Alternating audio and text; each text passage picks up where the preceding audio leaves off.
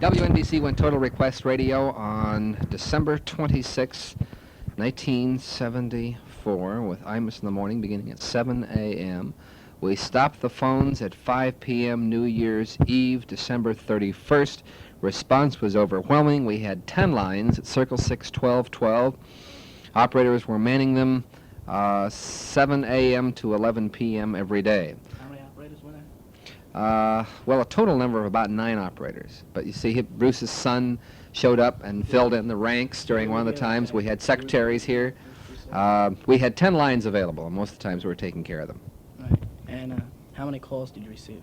Well, we tabulated, and have to realize we just didn't take their request and hang up. We asked them a series of about 10 questions. If you remind me as we leave, I'll give you one of the forms that we filled out. It took almost a minute to talk to each person. And we talked to well over 10,000 people. Right. And was the format, did you have a general idea before what the new format was going to be? We knew that we wanted to play the favorite music of all time, whether that be currents or oldies. What we wanted to know was, what are the favorite songs? Are they oldies or are they currents? Right. And what kind of oldies should we be playing?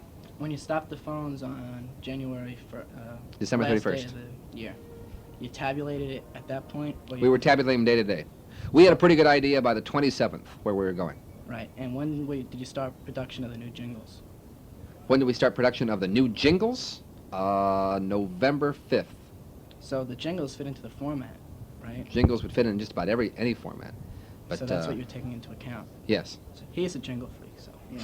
It makes 2 of us. 3 of us. How do you people know all? How do you kids know all these? How are you so aware of all We're this? very into radio. We read I Billboard. believe this. We must read, Very and you should be able, in the last 5 weeks of Billboard, we've You've had been about in it every week. every week. There should be a lot of the points that we won't cover today will be covered in those Billboard Right. articles. Right, like the jingles, that surprised me. It was the largest package. Ever produced Is it by Pam's? Yes. Right. Largest package ever And produced. it's- Took delivery on This 100. is blowing your mind. How do they know these things? Oh, you'd be surprised what we know. Unbelievable. Okay. I have every What's the disc question? jockey in the world's Okay, picture. how have your ratings improved with this Great Escape? Have you got the stats No, in yet? nothing. We changed a lot of the music at this radio station November 1st. I think I arrived here on Columbus Day, October 12th, was that last year? Somewhere. And some of the music was changed November 1st. We put a lot of contests on the air. The book that just came in was the November-December Pulse that was released last Friday, and we had a surprising number of rating increases, especially midday in women. In fact, Bruce Morrow now number 1 women, 1834, number 2 behind WABC, 18 to 49. What? Thus, the ratings have improved, but it's really too early about the Great Escape format. Right now, as far as Brucey's change from his ratings improved moving earlier into the day. It's hard to say, because this rating reflects only Bruce working the show for 30 days, Right. and it's a little early to say right now. Right, how We about- have a feeling, though, as you have a feeling halfway through a class before you've taken your first midterm examination, you have a pretty good idea what a grasp you have of the topic. And unless the professor is going to surprise you by giving you some really weird questions, you have a pretty good idea usually. At least I found this out through 4 years of college. I had a very good idea. Halfway through the class, I knew my grade was going to be, just Where'd based you go? on the assignments and stuff like that. We have a feeling WNBC's out to be number 1. Where'd you go to college? The University of Oregon, Eugene, Oregon. All right. Do you feel you have any way of competing with ABC though? Because people don't listen to ABC for anything but that assurance of knowing exactly what you're going to hear. When you hear it, you're going to hear top 40 over and over and over, and people cling to that. Not 14, not 40. I would Say that. I would say that WABC's audience, 25 to 49, Yeah. over 25, is very vulnerable to WNBC's conquest. And believe it or not, we're not after their teens, and we don't think we're going to get many of their 18 to 24-year-olds. We're after the 25 plus. We think we do very well 18-34 right now, but 25-34, especially 35-49, I think they're just prey for us. All right, as far as disc jockeys are concerned, where would you look to hire someone? Where would I look? At a medium market. Well, there's 2 ways of looking at it. My first impulse is to continue that sentence. I would look in a medium market, which is market size number 6 to 25. Like RIE, where Oogie came from? That's market number 120. No, I would look in a Cleveland, Ohio, or a Pittsburgh, or a Omaha, or a Minneapolis. I have found that, with few exception, that medium market disc jockeys, talented people who have made a mark in the medium market, are dying to come to the big city and are willing to to break. The other exception to that is to take somebody who's already in New York, who's very, very acceptable, who also wants to try very hard and work at a station that's fun. WNBC is not only fun to listen to, it's one of the few stations in the country that's fun to work for. Right, so where did you find Radio City Bill? Radio City Bill? Well, in the interim, I think he was in Massachusetts somewhere. Sounds like he's at a broadcast school. He's out of Boston. Boston. He was a program director of WMX in Boston for 2 years. When I went to Cleveland, Ohio to program WGAR, he was programming WIXY in Cleveland. And there was some question about my conquering his thing. Right. He was not hired as an airman. He was hired as a production chief. Right, but they're only 5,000 watts, right? Wixie, they owned that market for 7 years. Yeah, I know this. I was talking to someone from Cleveland, and I said GAR. That's where Imus was, and Lund, and Yep. Norman Knight. And Yep. How about the rumor that Norman Knight was going to come to NBC? I've heard the rumor myself. Any truth to it? No. How about Mr. Thayer? Yes, I think there's a chance that he will be coming to NBC. No, as far as his influence on the station. Like, you came from Cleveland, Mm-hmm. and he was in Cleveland. Mm-hmm. That have anything to do with your job? Probably not directly. I don't know if you tell me this now, but have you got anything brewing with Dan Ingram at this time? I can't tell you. Because he's been absent a little. We can't talk 4 about weeks. Yeah. Is that supposed to mean something? Bruce and Ingram, I'll tell you, that's all right. All right, how about, That's just a meme. now that we got where you'd find someone and hire him, what would the reasons be for firing somebody? that. I can't think of any.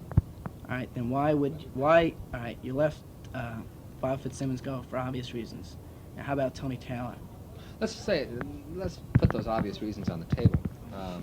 We were building a new team for WNBC. Not only a new sound, but a new team. And the people who we were putting on the air had to have a reason for being there. So important to the radio station. They had to have a reason for being there. They weren't just nice people who were excellent off the air and nice disc jockeys, but they had to have a reason. If you look at our lineup today, everyone stands out in a way. Imus, Morrow, Brady. Don't say Brady. Yes, he does. They all have a very important position. Now, some of it is pretty high level, and there are some areas that I'm not going to talk about. Why certain people are where they are. Why Bruce is midday is obvious. Yeah. Why Al is midday It's obvious.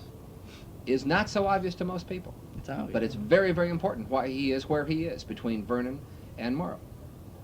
Why Oogie Pringle is where he is at night. And why Dick Summer, I think, is the best all-night man in the definitely. country. No question. Matter of fact, we have an interview with him Friday. Okay. We But get- the question is that the lineup had to be perfect. And the two people who left the station, and I don't think they were happy when they were here, inside. And that's very, very important, because you talk to most everybody here, and you'll find out they're really happy where they How are. about Imus? Is Imus happy here? Very happy. Yeah, that's what I think. He gets so much freedom How is here, he I with the guess. Great Escape format? Very well. Did you ever think of consider on leaning back on the guys, like, if they do something really rowdy on the air? Like, Imus hasn't been that rowdy lately. He's But, working. he's He's pulled some very- of this weird Eldridge Cleaver bits, Did you ever think of, do you ever curb them to a certain extent? Well, we talk mutually about a lot of topics and stuff. But you never thought of doing it. Now, it's just moving to another area, just randomly, so you can get out of here. The music library. Yes. Well, first, was the thing being built in the back, behind the studios? What was that? Behind the production where Imus does his Saturday show, is that... That FM place? Oh, that's FM? That's FM. Oh, because I was looking. Guess we were wondering about Yeah, that. that, I guess the budget was approved a year ago on that, and they started construction coincidentally about the time I started here, but it had nothing to do with that. We were at other stations and everyone said, hey, they're putting in space for operators for the Yeah. total request. Is it- We heard that, where'd we hear that? At CBS? Yeah. CBS is. That's where we also got the bit about Norman Knight. Oh, they're very jealous. They're very jealous down at CBS.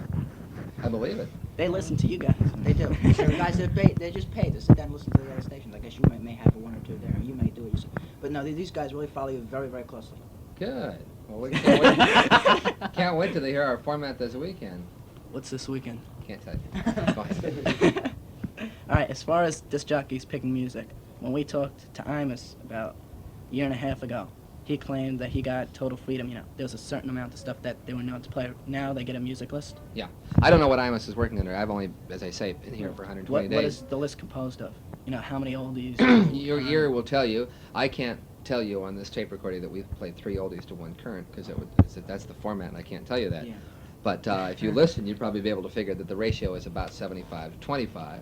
The mix of oldies, how far we go back, and the specific ones that we have, and the 3 racks that are in there. Since I've been here, we've added a 3rd rack of oldies, so Right. we've added 500, and there's a 4th rack on its way, which gives you an idea that we'll probably expand the list to 2,000 records soon, hopefully by early summer. Audience cries for variety. You cannot Right. feed them the same records over and over. You don't want to hear that. As far as variety is concerned, as far as your personalities go, Yeah. do you have any plans for any changes as far as that goes, or more hirings as far as weekend goes? 'Cause No. Our lineup is set. One of the biggest complaints that listeners have, in fact, the letter I was reading just a few minutes ago, don't change the lineup. It's Yeah. fine now. And, one of us, somebody here might think that so-and-so's a little weak or so-and-so's a little strong where they are. Maybe she moved around. I think right now the best thing we can strive for is continuity and not change That's the thing. right. That's All right. How about, I forgot my question.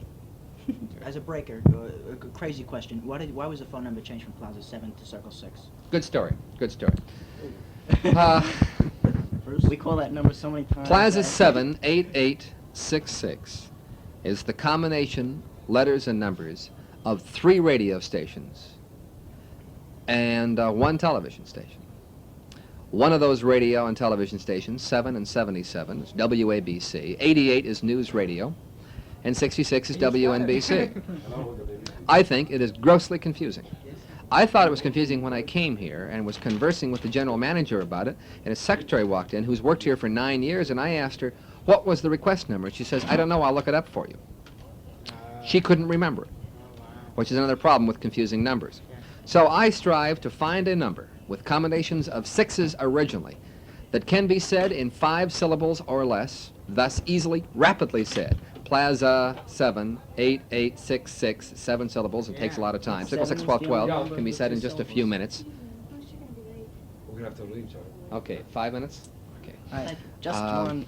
So that's why it was changed. And Circle 6, 12, 12, if you'll notice, 1212, but we never say 1212. We usually say 1212, so the channel 2 doesn't come through. There's no other radio station in there at all. Circle has been identified with NBC for over 40 years because they've had the Circle exchange. And Circle 6 has a certain rhythmic sound to it that flows well. All right. As far as a little lighter subject, is it intentional that Dick Summers 7 nights a week? Is it 6. intentional? 6 nights a week. No, he's not there Mondays. He's not there Mondays? No. I never listen on Mondays. All right. Does he get paid overtime when Imus comes in late? Yes. Oh, knew there was a reason for him coming And in Imus late. gets docked. Does he really? Yes. He used to not. All right, just a little game we play here. Your impressions and what you think of other disc jockeys and radio stations. Like if I said Ingram, what would you think? Top disc jockey in the country. If I said Ron. Pardon me, let me say that. Top announcer in the country. If I said Ron Lundy, what would you say? WABC disc jockey. If I said anyone else at ABC, what would you say? Disc jockey. Dan Ingram, I'm not a New Yorker. Now, Bruce has grown up in New York. I said top disc jockey in the country because at one time ABC bragged the fact that Ingram had a weekly cume of 5 million, which is the most popular, and more people listen to him than any disc jockey in the world. And that was one thing I remember seeing. In Cleveland, Ohio, Los Angeles, I'd see these things. So I thought to myself, like, when I first heard them, I'll have to say that I was disappointed. But you see, I'm a West Coast, and West Coast rockers are a lot different than East Coast rockers. Different in everything. Like the Wolfman? No, he's not a West Coast rocker. He's never Who's worked. here? This is the highest rated station he's ever been on, and he bombed. He has bombed. never showed up in any ratings that I've ever seen. Any station he's ever worked Did for. he bomb, or did he voluntarily leave because his family didn't like it here? I would assume that it's a combination of many things. One of the things is that he was. A lot of people know about him, but he's the most irritating disc jockey I think in the world to listen to, and Frank Magid will back that up in research in Washington and Los Angeles. But nonetheless, when I came to New York and I heard Dan Ingram, and I said, my God, that's the same guy who does, and I listed about 27 accounts. Chevy. And all of a sudden I said to myself, he's not really, he does that disc jockey thing, and he's probably very, very good, but he's on the only rock and roll station, 50,000 watts clear channel, in a market of 25 million, 30 million people. No wonder he has that many ratings. Right. And then I think of him more, I think of him not as Dan Ingram the disc jockey, but Dan Ingram the voiceover announcer who when I watch TV for 2 hours, I hear 3 of his spots. I hear 3 of him talking. And so I think of him more as an announcer. But yes, he is probably now WABC's only personality. If he ever shows up again. Yes. As far as Dr. Demento's concerned. Yes. You plan more stuff like that? how's that doing as far as What listener did you response? play this afternoon from the DeBenno show? Two Fat Polka. Two Fat Polka. And the other day, we played the Masochist Tango. Right, and Shaving the Cream other they had a day- re-release, right? Shaving Cream That's has now still- sold 20,000 copies in New York on Vanguard Records. Where do I get it? It is I it love is it. being heard on stations from Denver, and Philadelphia, and Miami. Will probably be a national hit. Because of a joke. Started right here as a joke. As a joke. Well, I got your show last week. I mean, You're not supposed to tape these things. Let's go. Exactly, what is your function like? We know that you go to Texas or wherever it is for the jingles. Yep. You, Well, I'm responsible for everything that goes over the air. right, now how does that relationship between you and Mr. Bascom, how's Okay, that work? he's the general manager, vice president. He hired me. And when I do something wrong, he's the one who takes shit for it. Right. Pardon me. We print and, those things in our paper. Oh, don't, please. I don't swear. Bruce swears. I don't. He doesn't. How much a day have it? That's what Imus. $200 Well, a day. Imus. Okay, so anyhow, my responsibility is programming is theoretically everything that goes over the air. Obviously, news is done by Ellen Walden, news director. The commercials I don't have to worry about, but I have to worry about how they're clustered in the hour. I'm concerned about public service. I'm very concerned about music, and I'm most concerned about the talent, because we consider that as our largest strength at the station. We have personalities, when perhaps only one other station in the market can say that. Who's that? WNEW, and yet their That's where you were personalities previously, relate. right? Yeah, their personalities relate to a 20-year older person than ours. Right. All right, as far as one of the jingles is concerned, it bothers me constantly. The one that you play usually after the news and after the network stuff. The one Why does that's- that bother you? Because that's an ABC jingle. No, it is not. You know, It was an you know what- ABC is the jingle band- up It to was December an 31st, 1974 at Ah, midnight, he's got it. and at 12:05 a.m. New Year's Day, January 1st, 1975. But I It's would, a WNBC. But I would In be- fact, everything that Pam's has done for ABC can be used on the station, because their contract ended at midnight and ours began at midnight. but I would be correct in saying that they're similar. That Similar, it's jingle. identical. The band. the band's the same, right? I didn't want to say it. Well, it's Read, also read my Friday. lips. Rip off. And we think, in recapturing the fun and excitement of New York radio, we would be remiss without recapturing some of the most important elements. Cousin Brucey is one. The Contempo jingle from Series 18, which that is, what's the regular legal call for that, KFWB Series 18, which WABC played following every newscast for 9.5 years. Without saying chime time on the air, because we're playing the NBC chimes, we can legally say that. Without doing some of those other little things, you will probably be hearing more jingles that used to be on ABC. All right, one question. to So we're Bruce. having fun. Yeah. Just remember that. Everything goes on the station is fun. The first couple of weeks you were on, you complained, you know, you were kind of sour or a little towards ABC, and you made continuous cracks about you didn't have to say the time at a certain time. Mhm. How do you feel about the chime jingle? Chime, there was no chime time jingle. That is done as strictly as fun. In fact, every time I do it, I laugh. He laughs. He comes in and says, "Do it again." I'll say, "No, no." And then I'll have a jingle that'll say Rick Sklar, or I'll have, I'll say 77 on the air, and I'll say, "Gee, what I do now for?" But then I need help. Anything we're doing now, we're having a good time. Seriously, we're having a good, right? We're having a good time. Dan Ingram has a jingle. You know, Dan Ingram calls me on the air. Yeah. Oh, he calls me on the air and I put him on. See, this station we can do I can say anything I want. I can do anything I want within reason. We know when to stop because we're professionals. This guy is a nutty. He's out of his bird. He's fun though, but he's having fun. So everything that goes on the air now, we're having a good time with. So the chimes, that jingle you hear that annoys you, think about it. That's very funny because every time we play it, they go crazy down there. It's berserk. Sklar and those guys who have been sitting in that little institution. Well, no, that was great over there. You someday I'll talk to you about it. I'll tell you stories about it. You come up one day when we have time. I'll tell you stories about the demise of that station because I loved that station. I was there for 13 years Yeah. and I loved it. It made it. 1960 was great, but when 1968 came, when they were supposed to change, they didn't do it. They destroyed themselves. Did that Ingram? How was Sure. Mr. Sklar to work with compared to Mr. Lund? Two different kind of men. Rick Sklar is a statistician, literally, who looks at numbers and graphs. This man is a creative radio man. Really. Can we just, Rick Sklar, self-admittedly, is a statistician. He's a very fine man. he says personality doesn't have anything No, to do with he it. So believes that wouldn't just be, he should get the best he can on the air, introduce his records, and just looks at graphs. So he Okay? wouldn't be upset in losing Ingram. Yes. Well, he would. He was very. Believe me, when they lost me, they didn't believe they lost me. They were very upset at that Yeah. too. They never thought Cousin Bruce was a piece of furniture. That's right. So is Dan. And someday, when you come back someday, I'll tell you the story how it happened. You We won't will. believe. You We come will. back, We'll I'll tell take you it. stories. Funny stories. Thank you But very I'm no much. longer bitter. I'm a human being. I was very bitter when I left. That's what was my. But this man here sat me down one day and told me I shouldn't be bitter anymore. And he was right. You know, it didn't pay. Mr. Whitley, if you're still allowed to say that around. Pat Whitley's a very fine man. Pat Whitley now is in New Jersey. He's left the radio business. He's going to the family amusement business. He's a fine man. And is Tony Taylor anyway? Tony Taylor is at WGST Atlanta working middays. Fitzsimmons?